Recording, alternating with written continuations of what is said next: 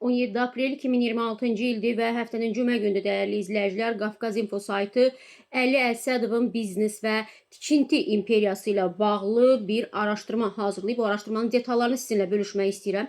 Təbii ki, Prezident İlham Əliyevin bir sıra çıxışlarından sonra cəmiyyətdə müzakirə olunan ən ciddi məsələlərdən biri məmurlar, onların fəaliyyəti, davranışı, öz vəzifə borclarına münasibət, bir sözlə məmur obrazı ilə bağlı olub. Qafqaz Info xəbər verir ki, dövlət başçısı hər zaman məmurlardan peşəkarlıq, təvazökarlıq, insanlara həssas münasibət, mədəni davranış, eləcə də qanunun tələblərinə riayəti tələb edib və yaxın keçmişimizdə də belə deyək də bu hallara riayət etməyən şəxslərin həbsi ilə bağlı hadisələr baş verib və maraqlıdır ki, Azərbaycan Respublikasının baş naziri Əli Əsədovla bağlı olan hissədə, məqalənin hissəsində, bu hissəsində konkret detallar yer alıb ki, baş nazir Əli Əsədov hələ prezident administrasiyasında şöbə müdiri vəzifəsində çalışarkən adı biznes məsələlərində hallanan məmurlardan biri olub. Onun öz səlahiyyətlərini necə icra etməsi, yəni peşəkar fəaliyyəti başqa məqalənin mövzusudur. Lakin bu fəaliyyətin praktiki nəticəsi, yəni yaratdığı biznes imperiyası artıq söz deməyə yer qoymur. Məsələn, Bakının ən görkəmli və bahalı yerlərindən biri Bayraq meydanı ilə üzbəüz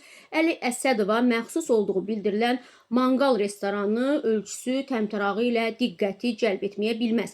Elə manqal restoranının yanındakı bir halda da manqaldan geri qalmır və paytaxtın ən görkəmli ərazisində yerləşən məişət iaşə obyektidir. Əlbəttə, bu obyektlərin qiymətinin dəyərləndirilməsi ekspert işidir, ancaq Azərbaycanın əmlak bazarı ilə az-çox tanış olan hər bir şəxs onların hər birinin qiymətinin milyonlarla ölçüldüyünü deyə bilər. Zaqulbada yerləşən digər manqal restoranı isə populyar yaşayış məntəqələrinin düz mərkəzində yerləşir və böyük zal, kabinetlər, şadlıq sarayından ibarət böyük bir kompleksdir. Bibi Heybətdə məscidin arxasındakı küçədə yerləşən Nar Şərab restoranı da çoxlarının sevimli məkanıdır, ancaq çox mərtəbəli restoran, otel və dənizə çıxışı olan geniş həyət hissəsini birləşdirən bu böyük kompleksin baş nazirə məxsus olduğunu bir o qədər də çox adam bilmir. Sayt daha sonra əmlakların siyahısı ilə bağlı araşdırmasının nəticələrini təqdim edir. Eyni zamanda Nar Şərab restoranının yanında Sapir otelinin bayılda manqal restoranı ilə bir sırada olan Ocaqbaşı restoranının da baş nazirə məxsus olduğu deyilir. Bütün bunları deyir,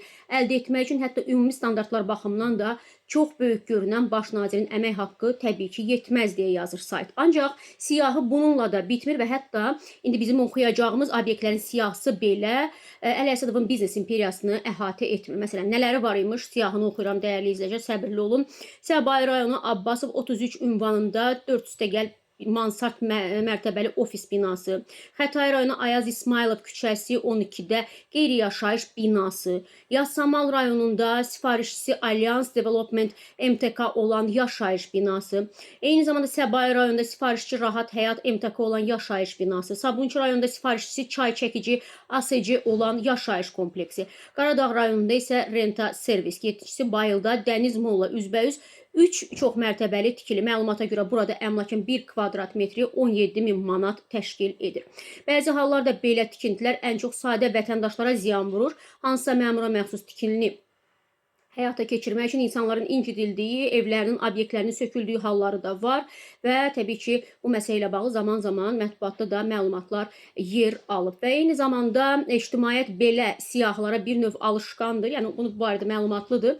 Bundan əvvəl də bir çox məmurların qeyri-qanuni yollarla topladığı sərvət barədə kifayət qədər məlumat verilib. Əsasən isə bu xəbərlər həmin məmurlar vəzifələrindən kənarlaşdırıldıqdan sonra ictimailəşdirilib. Ancaq baş nazir ölkədə ən önəmli postlardan biridir, ən azından bu vəzifənin ardınca heç bir pis iz buraxmayan Artur Rəsizadə nümunəsi var deyə Qafqaz Info yazır, hansı ki 2025-ci il fevralın 26-sında prezident tərəfindən istiqlal orderi ilə təltif edildi. Arxasınca isə təbii ki şərhlər var ki, Əli Əsədovun bir hissəsi Bayılda ayaq tutan biznes və tikinti imperiyası haqqında danışarkən vaxtilə bulvarla bağlı baş vermiş olayı da xatırlatmaq yerinə düşərdi. Təfərrüatlar bəlli olduğuna görə məsələnin mahiyyətinə varmağa ehtiyac qalmır. Ancaq çox maraqlıdır ki, bu olaydan sonra Əli müəllimə yenidən etimad göstərilsə də onun bundan tam nəticə çıxardığını söyləmək çətindir. Əli Əsədovun nümunəsi Azərbaycanda formalaşan yeni məmur obrazına uyğun gəlmir və köhnə ənənənin qalığı kimi dəyərləndirilə bilər. Hər halda ortada